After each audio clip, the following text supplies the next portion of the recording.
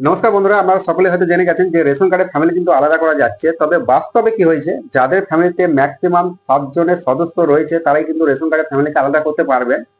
বাকি যাদের ফ্যামিলিতে 7 জনের সদস্য নয়, 7 জনের কম রয়েছে, তাদের ফ্যামিলি কিন্তু এই মুহূর্তে আলাদা করা যাচ্ছে না। পরবর্তীতে যদি আপডেট আসে তাহলে জানিয়ে দেবো।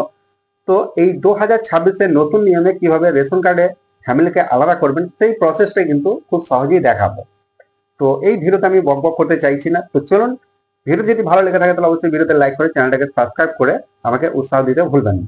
তো রেশন কার্ডের ফ্যামিলিকে কিভাবে স্প্লিট করবেন 13 নম্বর ফর্ম ফিল আপ করে সেটাই আমি দেখিয়ে দিচ্ছি। এর জন্য আমাকে ডিপার্টমেন্ট অফ ফুড আর supplies government of West Bengal এই অফিসিয়াল ওয়েব পেজে আমাকে চলে আসতে হবে। এই অফিসিয়াল ওয়েব পেজের লিঙ্কটা আমার ভিডিও ডেসক্রিপশনে দিয়ে রাখছি, সেখানে ক্লিক করে ডাইরেক্ট আপনারা এই পেজে পৌঁছে যাবেন। তো এখানে দেখুন সিটিজেন হোম, এই যে অপশনটিকে দেখতে পাচ্ছেন, এই সিটিজেন হোম এই অপশন আমাকে ক্লিক করতে হবে। এরপর আমাকে রেশন কার্ড রিলেটেড কর্নার এই অপশনে ক্লিক করতে হবে। এই অপশনে ক্লিক করার পর আমার সামনে এই ধরনের অপশন আসবে, সার্ভিস রিগার্ডিং অফিস অ্যাপ্রুভাল, এই অপশনে ক্লিক করবেন।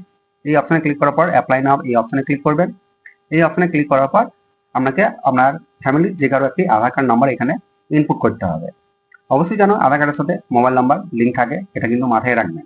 তো আধার নাম্বার বসানো হয়ে গেলে নিচে একটি কনসেন্ট বক্স পেয়ে যাবেন, কনসেন্ট দেবেন, সেন্ড ওটিপি এই অপশনে আমাকে ক্লিক করতে হবে। তো সেন্ড ওটিপি অপশনে ক্লিক করার পর আপনার আধার কার্ডের সঙ্গে যে আধার নাম্বারটি আপনি ইনপুট দিলেন সেই আধার কার্ডের সঙ্গে যে মোবাইল নাম্বার লিঙ্ক আছে সেই মোবাইল নাম্বারে একটি ওটিপি রিসিভ হবে।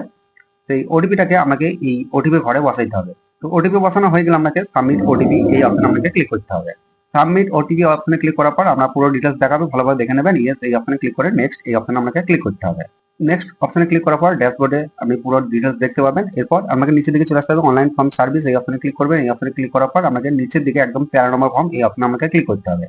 এই অপশনে ক্লিক করার পর আপনার সামনে দেখুন এই ধরনের অপশন দেখাবে, এখান থেকে নেক্সট আমাকে করতে হবে।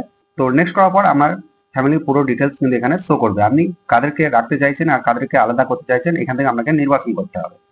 এর জন্য আমাকে নেক্সট এই অপশনে ক্লিক করতে হবে। নেক্সট এই অপশনে ক্লিক করার পর আপনি একটু নিচের দিকে চলে আসবেন। চলে আসার পর দেখুন আপনি চেকবক্স এবার ঘরগুলো পেয়ে যাবেন। তো আপনি কাদেরকে রাখতে চাইছেন, আপনার ফ্যামিলিতে আলাদা করতে চাইছেন, সেগুলোকে সব টিক মার্ক দিতে হবে। তো যাদেরকে আপনি আলাদা করতে চাইছেন সেগুলোকে এভাবে টিক মার্ক দিয়ে দেবেন। টিক মার্ক দেওয়া হয়ে গেলে নিচের দিকে স্প্লিট বেনিফিশিয়ারি এই অপশনে আমাকে ক্লিক করতে হবে। তারপর আমরা পুরো ডিটেলসটা আবার দেখাবে কাদেরকে কাদেরকে আলাদা করলেন। তো এগুলো দেখে নেওয়ার পর আমাকে যেটি করতে হবে, দেখুন এখানে নেক্সট এই অপশনে আমাকে ক্লিক করতে হবে। তো এই অপশনে ক্লিক করার পর আপনার সামনে এই ধরনের অপশন আসবে। তো দেখুন এখানে একটা বিষয়কে বোঝার আছে। দেখুন আপনি এতক্ষণ পর্যন্ত যে দুটো ফ্যামিলিকে তৈরি করলেন, সেকেন্ড ফ্যামিলির যে সদস্যগুলো রয়েছে তাদের কাছ থেকে আপনাকে একটি আধার ওটিপি সাবমিট করতে হবে। যে ফ্যামিলির সদস্যগুলো রয়েছে তাদের মধ্যে যে কারো একজন। এরপর আপনাকে কনসার্ন দিতে হবে। কনসার্ন দেওয়ার পর ভেরিফাই আধার এই অপশনে ক্লিক করার পর সেই ফ্যামিলির যাকে আপনি সিলেক্ট করেছেন, এখানে আমি লালমোহন মার্দিকে সিলেক্ট করেছি। তো তার আধার কার্ডের সঙ্গে যে মোবাইল নাম্বার লিঙ্ক হয়েছে সেই মোবাইল নাম্বারে ওটিপি রিসিভ হবে। সেই ওটিপিটাকে আপনাকে এই ওটিপি ঘরে বসিয়ে সাবমিট করতে হবে। তো ওটিপিটা আমি বসিয়ে সাবমিট করে দেখাচ্ছি।